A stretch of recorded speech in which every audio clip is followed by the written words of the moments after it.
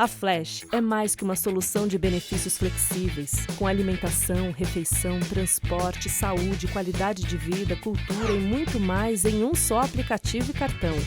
A Flash é mais que uma solução que dá autonomia para os colaboradores gerenciarem e utilizarem seus benefícios. A Flash é isso tudo. Tudo que o RH quer. Tudo que os colaboradores buscam. Tudo que sua empresa precisa. Flash. Liberdade é mais que um benefício.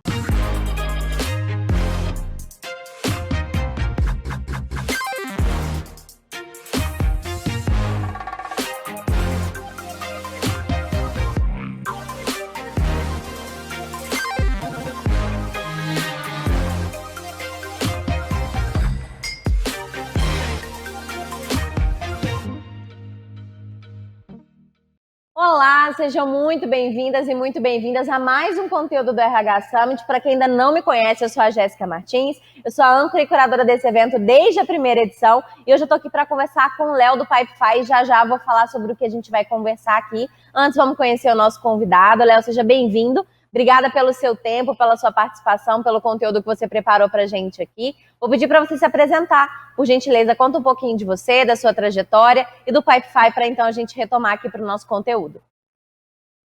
Beleza, olá Jéssica, tudo bem? Muito prazer estar aqui com você, fazer parte desse evento incrível. Meu nome é Leonardo, eu sou gerente de vendas para a América Latina aqui no Pipefy. Estou no Pipefy há 5 anos, mas a gente brinca, né, que em startup esses anos são como anos de cachorro, então é praticamente durante toda a nossa existência. Já participei e fiz parte da construção de diferentes times aqui, comercial, marketing, fui do escritório de processos e projetos também para o RH, para planejamento corporativo, governança. Sou apaixonado por processos. Em um desses anos que eu passei por aqui, eu fui evangelizador Lean, da filosofia Lean, entrevistando vários gestores de processo no mundo inteiro. E a ideia é trazer um pouco mais dessa bagagem para a nossa conversa hoje. Falando brevemente sobre o que é Pipefy, Pipefy é uma ferramenta de gestão de processos que busca empoderar gestores, para que pessoas sem conhecimento técnico possam aplicar ali melhores práticas de tecnologia, bem como de processos, né, e metodologias de processo, sem necessariamente despender muito tempo ou energia em cima disso. A gente atende diferentes áreas, diferentes segmentos, é uma grande caixa de Legos para ajudar gestores nos seus processos do dia a dia.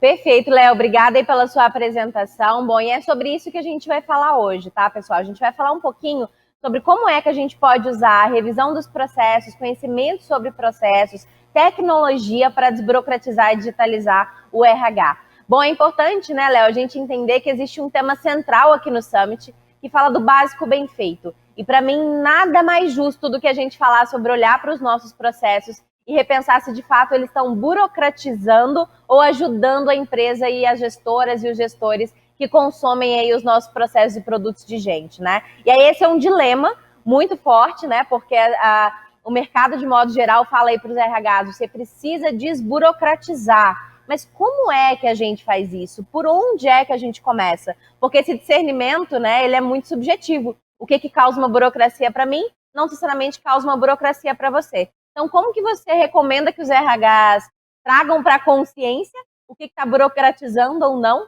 um processo para fazer, então, essa revisão e melhorar aí a fluidez? Perfeito.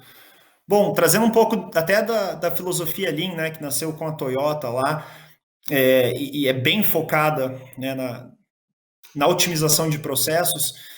Eu acho que o principal ponto de partida para qualquer processo, e aqui dentro do RH eu percebo às vezes essa dificuldade de entender quem que é o teu cliente, né, nesses diferentes processos. Porque a gente tem casos onde o cliente do RH é um candidato, né, no processo de recrutamento e seleção, é um colaborador que está solicitando algum serviço ou está passando por algum processo interno. Às vezes é um gestor, né, que também está solicitando a abertura de vaga, ou uma promoção, uma transição interna e assim por diante. Então, acho que é importante, primeiro, ter consciência de quem são as diferentes pessoas que você atende, que você serve, né, que são os teus clientes. Depois, entender o que é valor para essas pessoas. Né, o que é valor para o teu cliente e não para você. Né? Então, aqui a gente até fala um pouco de customer centricity, né, de ter esse cliente no centro. Esse cliente para o RH, no caso, pode ser, como eu falei, o candidato, um colaborador, um gestor, e entender ali para ele o que é valor.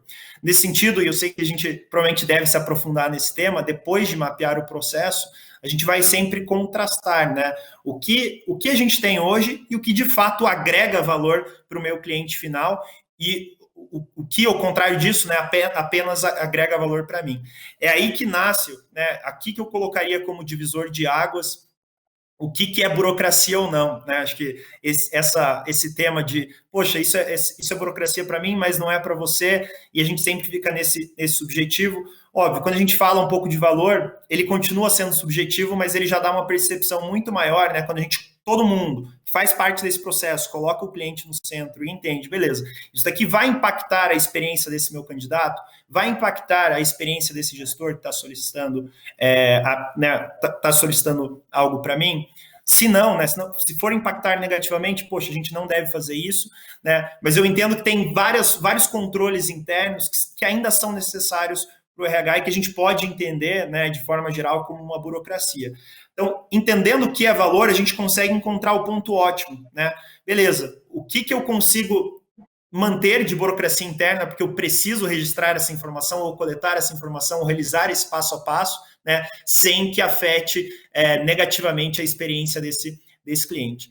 Então, aqui, acho que o que eu trago de dicas práticas, que a gente vê isso sendo aplicado em diferentes áreas, né, e dentro do RH não é diferente, é, de novo, entender quem é o seu cliente, depois de mapeado esse processo, né, entender etapa a etapa, se de todas aquelas atividades que estão ali, de todos aqueles procedimentos operacionais padrões, né, o que de fato agrega valor para aquele cliente final. E você pode fazer isso com post-its, né, mapeando esse processo, colocando diferentes cores, você vai entender, poxa, a gente tem esse é um outro ponto aqui que eu acho que é super importante. A gente, falta uma reflexão no dia a dia com relação aos nossos processos, né? A gente se prende aqui a mecanismos formais dentro da companhia, de revisões trimestrais, revisões anuais, mas esse gestor deveria estar refletindo constantemente sobre esse processo, né? Então, esse exercício de parar e desenhar, normalmente costuma trazer para a superfície vários desses pontos que a gente considera burocracia. E ninguém tinha percebido até então, exatamente porque não tinham parado, né? Então, a partir do momento que a gente entende, coloca o time na mesma página sobre quem é o nosso cliente, o que é valor para ele, quais são, né, as etapas que a gente corre para entregar esse valor e quais dessas não agregam valor para eles, né? Você vai colocando todo mundo na mesma página das principais atividades que você precisa otimizar. Então, sei que é uma resposta bastante etérea ainda, mas eu acho que não é um negócio preto no... Né? O que é burocracia para você pode eventualmente gerar valor para o teu cliente. E sim, essa é uma burocracia desejada, portanto, né? Eu acho que quem dita essa regra é o teu cliente interno, esse colaborador, esse candidato, e o que nessa jornada dele, né, enaltece a experiência dele ao longo desse serviço, entre aspas, que você está prestando. Com tudo que você está dizendo aí, Léo, talvez de forma complementar, né, dando sempre aqui os meus 25 centavos aí de contribuição nas respostas, mas assim, não sei se faz sentido. Eu acho que uma ação prática para quem está nos ouvindo para fazer hoje, com relação a tudo que você está dizendo aí, é olhar para o seu processo, para cada uma das etapas e se perguntar, está agregando em quê? Por que é que essa etapa existe? Porque acontece muito normalmente da gente herdar um processo, né? Seja porque alguém de um outro setor criou, alguém que estava na nossa posição anteriormente criou, porque a gestão anterior criou, e a gente vai repetindo aquilo ao longo da nossa experiência ali naquela empresa, sem se perguntar o porquê que aquilo existe. Às vezes até o motivo pelo qual aquele processo, aquela etapa foi criada, já nem faz sentido mais. Só que a gente se coloca numa posição tão passiva com relação ao processo que a gente não usa a questão lógica para questioná-los. Então, acho que talvez a primeira coisa, né, resumindo aí o que você trouxe, seria legal que as pessoas olhassem para o processo, independente de qualquer processo, qualquer coisa, olhassem para as etapas e se perguntassem qual o problema essa etapa resolve, para que essa etapa serve, né, como ela complementa as outras etapas dentro do meu processo. Faz sentido, Léo? Faz sentido, e eu acho que até um passo atrás é o pensar, antes da etapa, o processo em si, né? Qual que é o objetivo desse processo? quando você para fazer essa pergunta, você nota, assim como nas etapas, que várias dessas coisas às vezes não deveriam nem existir, né? Ou poderiam ser mescladas ali em outras etapas. Então, sim, e acho que o ponto fundamental aqui é essa parada, né? Para entendimento do processo. A gente está tão preso nas nossas rotinas, só executando, que a gente nunca para reflexionar, né? Então, esse exercício com o seu time, eu acho que é essencial. A gente pode falar de algumas metodologias para isso, com certeza, mas essa parada, além do alinhamento, né, que normalmente, principalmente agora, num cenário de pandemia, é difícil a gente manter esse alinhamento. Além desse alinhamento, a gente traz essa reflexão do que deve continuar ali, do que a gente deve melhorar e do que a gente deve remover desse processo. Estou com você nessa, Jéssica. Perfeito, vamos aproveitar então e aprofundar um pouquinho nessas metodologias, né? Me lembro que quando nós conversamos, você falou assim, Jéssica, de modo geral, as lideranças, apesar de estarem numa posição de gestão, elas entendem pouco da essência de processos, né? Da questão conceitual de processos. Para além daquilo que você já trouxe, né? O que você consegue trazer para a gente de insights adicionais sobre gestão de processos, né? Da questão do conceito em si. Perfeito. Aqui eu acho que, de novo, existem diferentes formas da gente tratar esse tema, né? Existem diferentes metodologias, assim como qualquer tema no mercado, diferentes metodologias para olhar para o mesmo problema, mas eu acho que uma simples, mais inicial, né, e que a gente entende que democratiza esse conhecimento, é o CIPOC, né? Que basicamente a gente vai fazer a gente olhar para esse processo da seguinte forma, né, em 3 grandes etapas: entrada, processo, saída, né? E eu sempre tendo um fornecedor dessa informação, né, alguém me dando os insumos para aquela etapa, e posteriormente alguém para quem eu estou entregando esse bastão, né, para que siga adiante. Ou seja, a sigla significa fornecedor, entrada, processo, saída e cliente, né? Mas de forma geral, acho que pensar o processo dessa forma, beleza, como ele começa, por onde ele começa, o que eu preciso para começar, né? E depois, etapa a etapa, pensar na mesma coisa, né? O que eu preciso nessa etapa, como ela acontece e como deve ser essa saída, isso já ajuda diferentes, né? A gente tem visto na prática isso com os nossos clientes, os gestores, entendendo ali como o seu processo funciona e ganhando mais conhecimento sobre ele. Então, passando até um exercício prático aqui, algo que é super bacana é, de novo, reunir o seu time com alguns post-its, né? Desenha as etapas macro do teu processo. Então, vamos pensar lá em recrutamento e seleção, né? Solicitação de abertura da vaga, aprovação da vaga, alinhamento da vaga, publicação da vaga, entrevistas, e daí a gente sabe que varia, né? Eu posso ter teste, posso não ter, quantidade de entrevistas também, até a eventual oferta, e isso terminaria lá na contratação e no onboarding, né?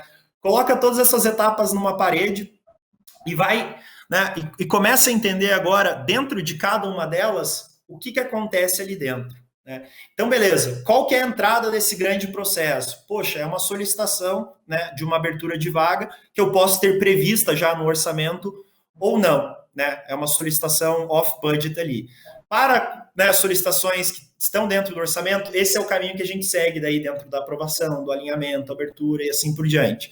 Para solicitações off-budget, o caminho é um pouco diferente, mas é isso que a gente faz.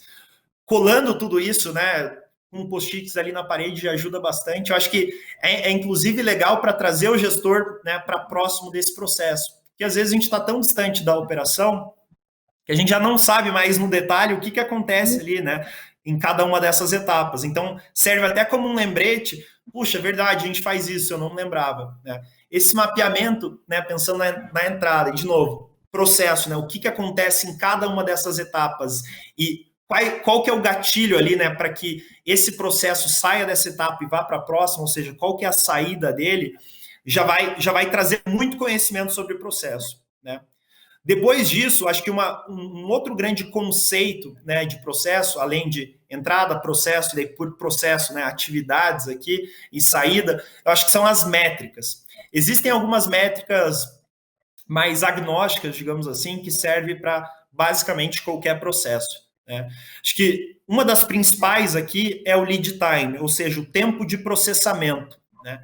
Isso é legal para quê? Para a gente entender não só de forma geral quanto tempo demora, né, para essa atividade ser concluída, mas quais são as atividades menores que mais consomem tempo, né, dentro desse tempo total. Ou seja, vamos supor que a gente está com um problema dentro do nosso processo de recrutamento e seleção. Desenhei tudo isso e a gente coloca, beleza, vamos pegar a média aqui dos últimos 3 meses, do último trimestre, quanto tempo a gente levou para fazer essas contratações. Ah, beleza, 60 dias, por exemplo, desde a abertura da vaga até esse novo colaborador onboardado, né, contratado e onboardado na nossa empresa. Beleza, mas quais dessas etapas são as que estão contribuindo mais para esse tempo, né? Então, você passa agora etapa a etapa entendendo o tempo de processamento delas. Isso vai te ajudar a encontrar os gargalos, né? Ou seja, você pode entender que, poxa, a aprovação leva um dia, né? Verificação do orçamento leva um dia. Agora, alinhamento de vaga, a média que a gente teve aqui para, né, as últimas vagas foi de, sei lá, 3 semanas. Por quê? Porque o time de recrutamento está atordoado, com muitas demandas, a empresa está em plena expansão, então estão fazendo muitas reuniões e não estão conseguindo dar vazão para isso. Opa, já temos um sinal de alerta aqui, que é o processo de alinhamento. Como é que a gente pode, eventualmente, fazer isso de forma assíncrona, então, né? Para que eu não tenha que sentar com esse recrutador e passar todos os detalhes, e dessa forma a gente diminua esse tempo. Então, tempo de processamento, acho que é uma métrica super bacana, que a gente pode olhar de forma macro e de forma micro. E daí, dentro dessa métrica do lead time, né, a gente consegue entender qual que é o lead time ativo, digamos assim. Então, vou trazer para um outro exemplo aqui. Poxa, aprovação, né? Quanto tempo demora, na prática, para uma aprovação ser feita? Em tese, seria só, né, ver se isso já existe no orçamento, por exemplo, e apertar um botão dizendo que sim, né? Então, né, sendo super conservador aqui, algo que deveria acontecer em 10, 15 minutos, né? Mas, via de regra, isso tende a levar dias. Por quê? Porque isso senta na mesa do gestor, né? Às vezes é um CEO, por exemplo, que tem que aprovar aquilo, a gente sabe que ele tem várias outras coisas para fazer, e algo que deveria levar 15 minutos está levando 2 dias. Ou seja, poxa, vale a pena a gente reestudar essa etapa do processo. A gente precisa, de fato, da aprovação do CEO, por exemplo, a gente não consegue colocar a aprovação de um gestor e diminuir um pouco isso.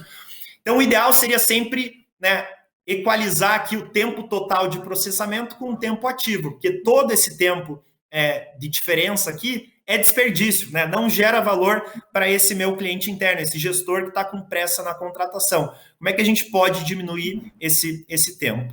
Então, de forma geral, Jéssica, se eu pudesse pontuar aqui 4 coisas, né, básicas e fundamentais que qualquer gestor tem que ter olhando para o seu processo, quais são as entradas, ou seja, como esse processo inicia, o que eu preciso, qual que é a melhor forma de eu receber essas informações para que eu não tenha retrabalho depois e fique solicitando novamente para o meu cliente interno. 2, processamento. Quais são as atividades padrões que acontecem etapa a etapa aqui, né? 3, saída. O que eu espero entregar nesse processo, né, em cada uma dessas atividades? O que eu preciso ter concluído ali, né, para que a gente dê sequência nesse processo. E 4, o tempo de processamento, o lead time do processo como um todo e das atividades. São 4 coisas super básicas, mas que já te darão uma estrela guia aqui de para onde seguir e como continuar melhorando esses processos. Perfeito, Léo. E a tecnologia, querendo ou não, ela ajuda bastante em tudo isso, né? Dá para a gente fazer isso manualmente, com certeza, mas o tempo que a gente vai gastar para construir isso é completamente diferente. Não só também para construir isso, mas também para poder passar por cada uma das etapas, né? Eu acho que todo o processo ele precisa envolver tecnologia e ele é uma forma da gente desburocratizar. Mas muita gente ainda não percebe dessa maneira. E aí, quando a gente conversou, você trouxe, inclusive, a tecnologia como uma ferramenta para empoderar as pessoas, né? Vamos dizer assim. Traz um pouquinho dessa sua visão para a gente, por favor. Perfeito. Bom, a gente está vendo um movimento muito grande tecnológico como um todo, de empoderamento, no sentido de que mais e mais uma nova categoria de software tem surgido que é o que se chama no code, ou seja, sem códigos. A ideia aqui é que a gente tira um pouco da mão do time de tecnologia da informação, de TI, né, que querendo ou não já tem muitas demandas ali e volta e meia são gargalo, né, para melhorias de processo, e traga, óbvio, com governança, parte desse controle para os times de negócio, né? Então a gente tem visto aqui diferentes ferramentas nesse sentido, né? Hoje você consegue construir sites inteiros por conta própria, sem necessariamente, né, contratar um programador. Da mesma forma, desenhar processos inteiros, né, sem depender de um time de tecnologia. Então, essa necessidade ela não é apenas de RH, né? Acho que ela é geral, porque ela fomenta a agilidade corporativa, né? Então, poxa, eu notei aqui, fazendo esse mapeamento, que tem um gargalo que eu posso remover, tornando essa informação obrigatória, porque, né, todas as vezes que eu não recebi essa informação, eu tive retrabalho, tive que buscar, então eu preciso só tornar isso aqui obrigatório. Poxa, não posso depender, né, de um time técnico ou né, saber programar para tornar isso aqui obrigatório. Deveria ser algo fácil e rápido, onde eu mesmo pudesse editar. Então, além de facilitar essas oportunidades de melhoria, a gente sabe, né, que na área de home office, a digitalização foi bastante acelerada e com isso a gente tem uma utilidade nos processos, né? Eles passaram a ser estudados com uma frequência, reestudados, né? Revisitados com uma frequência muito maior, e a gente precisa de ferramentas que se adaptem na mesma velocidade, né? Com a qual a gente revisa esses processos. Então, além de trazer essa agilidade, ela traz inovação, né? Capacidade inovativa. A partir do momento que eu trago uma ferramenta onde as pessoas podem criar soluções por conta própria, eu estou fomentando essa melhoria contínua, mas, né, pedindo aqui novas ideias, pedindo, né, que a gente faça coisas novas que né, até então a gente não fazia. Então, uma coisa que a gente percebe aqui, dentro do RH especificamente, é que até então, né, acho que até 2010, digamos assim, onde o SaaS começou a ganhar mais força, né, software como serviço, a gente tinha várias ferramentas que o RH se utilizava, mas que a gestão delas não estavam na mão do RH, né? Para fazer essa edição eu preciso falar com o meu fornecedor, ou eu preciso falar com o meu tecnologia, né? Isso travava e, querendo ou não, gerava, inclusive, boa parte dessas burocracias que a gente comentou lá no começo da nossa conversa. E a partir de agora a gente começa a ver ferramentas super específicas, né? Então não necessariamente eu preciso contratar um HCM, né? Uma ferramenta de gestão de capital humano para fazer o meu recrutamento. Poxa, agora eu posso contratar a ferramenta de ponto, isolada da ferramenta de recrutamento e seleção, isolada da ferramenta de avaliação de performance, isolada da ferramenta de comunicação interna, por exemplo, né? Então a gente tem visto uma certa pulverização e ao mesmo tempo uma consumerização dessas ferramentas, né? Tornando cada vez mais fácil para esses gestores a utilização delas, né? Isso é legal por quê? Porque a gente sabe, né, que o RH é um dos times mais inovadores, né, via de regra, mais criativos dentro da companhia, porque a gente está lidando com pessoas, com gente, né? E é importante que a gente possa munir, né, esses times para que eles possam dar vazão para todas essas ideias no ritmo necessário. Então, a gente vê a tecnologia sendo adotada em todas as áreas, de forma, né, a empoderar essas áreas. Dentro do RH, a gente tem visto o RH ganhando um papel cada vez mais protagonista, né? E a gente sabe que a transformação digital ela passa primeiro pelas pessoas, né? Então é essencial que o RH esteja na liderança dessas iniciativas, né? E que eles mesmos sejam exemplo para isso, né? Comecem dentro de casa, utilizando essa abundância de ferramentas que a gente tem no mercado ao seu favor, né? Para que, de novo, a gente consiga capturar os ganhos de agilidade e capacidade inovativa. Perfeito, Léo. Para a gente encerrar, eu acho que a gente falou bastante aqui, você falou bastante sobre alguns exemplos de como é que a gente pode otimizar os processos de RH, né? Mas em linhas gerais, assim, eu queria que você trouxesse mais pontualmente com relação a isso, alguns exemplos dessas otimizações que a gente consegue fazer, por exemplo, usando a tecnologia e revisando processos, né? Perfeito. Maravilha, pode deixar.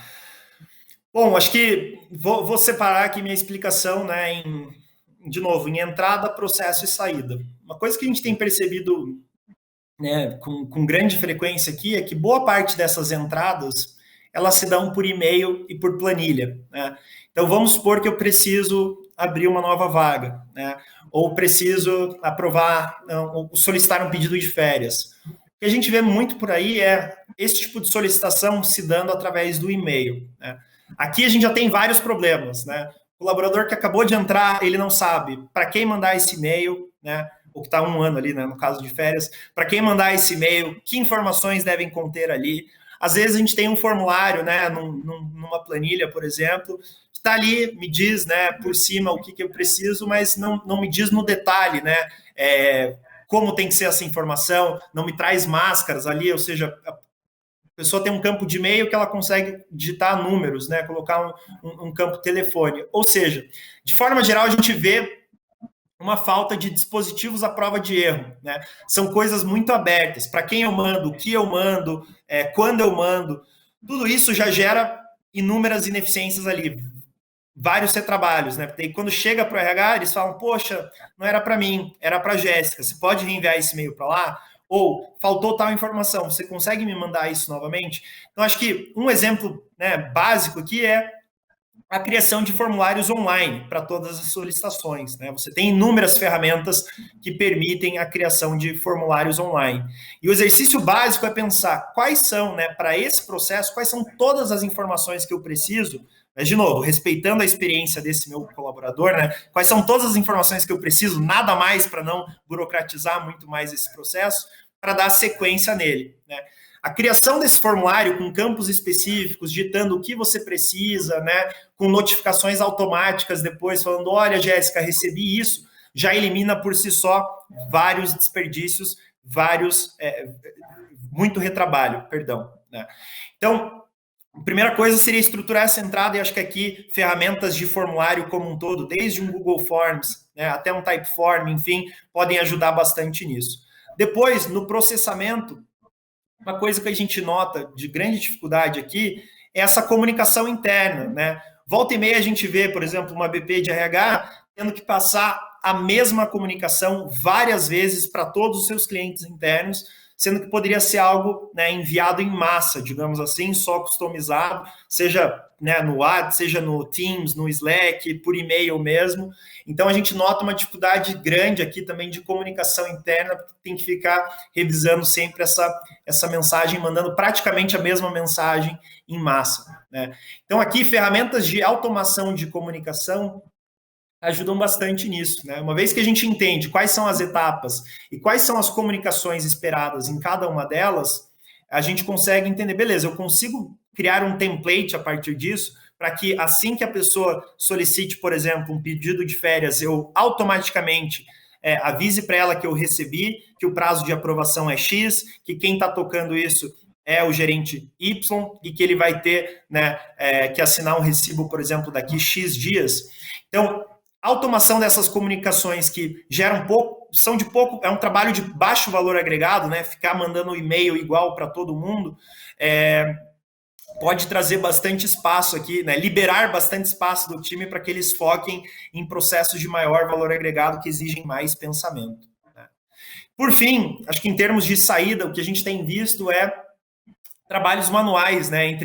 Eu estou controlando meu processo aqui no e-mail e naquela planilha clássica de status, né, que eu tenho quem está fazendo, para quando vai ser feito e qual que é o status, mas quando eu concluo isso, efetivamente eu preciso, né, ir lá no meu RP ou no meu sistema de folha, no meu sistema de HCM e logar tudo isso manualmente, né? Então é mais um trabalho de baixo valor agregado que a gente vê aqui, que gera muito erro, muito desperdício de tempo, né? Eu ficar fazendo esse monkey job de copia uma informação dessa planilha e cola para cá. Então, várias dessas ferramentas que eu mencionei, praticamente todas dessas novas, né, que têm surgido nessa última década, permitem fácil integração, né, com outras ferramentas. Inclusive, você tem várias ferramentas de integração, como Zapier, Pluga, aqui no Brasil, que permitem a conexão desses vários sistemas, né, de forma super simples.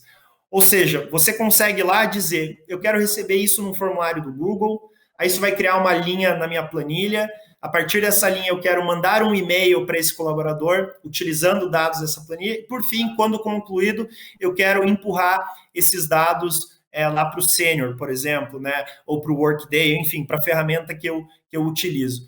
Então, de forma geral, a gente pensar, de novo, o que acontece em cada uma dessas etapas, quais são os erros mais evidentes que a gente tem, mais recorrente, e como eu posso utilizar a tecnologia para evitá-los, traz um ganho muito grande aqui. Então, acho que, de forma geral, e um que dá para a gente começar aí, é esse formulário.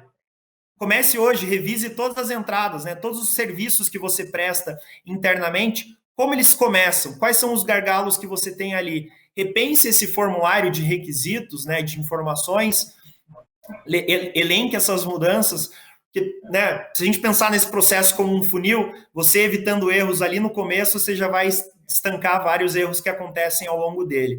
Então, acho que aqui uma dica prática é começar pelo começo, começar pela entrada, entendendo esses requisitos, criando um formulário padrão ali com várias ferramentas que você tem de mercado a fim de receber essas solicitações.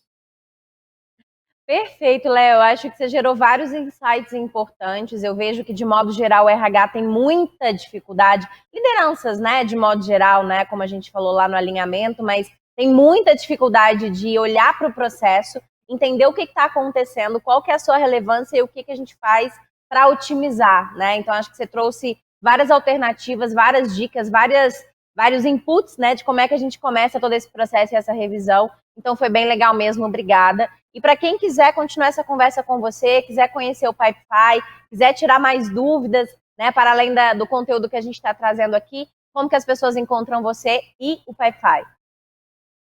Perfeito. Bom, eu estou disponível no LinkedIn, basta buscar lá Leonardo Tomadon, vai ser um super prazer conversar com vocês.